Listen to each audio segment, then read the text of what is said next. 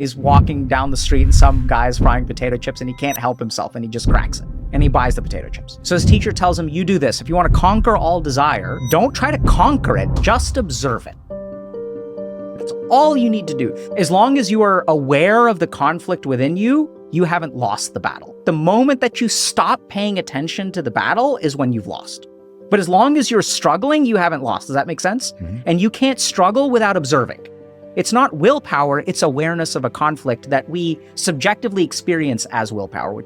So basically the teacher tell him, you just observe. So he bought potato chips and he kept them with him all the time. And he started to ask himself questions like, where does the desire come from? When I eat a potato chip, how much satisfaction does it bring? For how long am I satisfied? So you do this kind of process.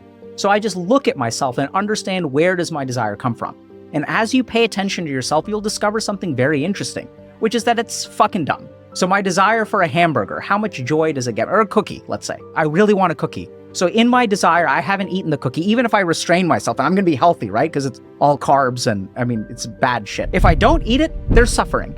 If I eat one, am I satisfied? No, because if I wanna eat one, then I wanna eat a second one. So even if I satisfy the desire for one, I still want a second one. So even there's suffering. If I eat the second one, there's even suffering after that, because now I still want a third. And then I eat a third, and there's even suffering after that, because after the third one, now I've eaten too many cookies, and now I feel guilty. So no matter where I looked at my desires, I explored myself, and I found that anytime I chase this thing, it's fucking dumb. I can chase it today, I can chase it tomorrow. I literally did. I chased it for years and years and years. You play a video game, you watch pornography, and what happens the next day? You just want to play again. And then after you play, you feel guilty, you fail out of college, now you can't manage your emotions, you're running away from your problems in life. You're damned if you do, damned if you don't. It's all fucking dumb. There's no way to win this game. So it is through observation that is the fundamental thing that I discovered. No amount of chasing my desires will ever lead to any sense of happiness or contentment. I can temporarily make the problem go away, but I'm no different from an opioid addict.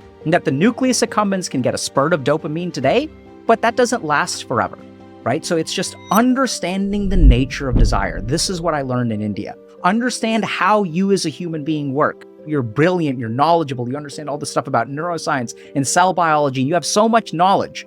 But how much time do we have learning about ourselves, where your desire comes from? I'm not talking about nucleus accumbens or any of that kind of stuff, because you don't need to know that. But at the end of the day, all of those things will make things a little bit easier or a little bit harder. They will never fix the problem of the fundamental struggle that each human being has.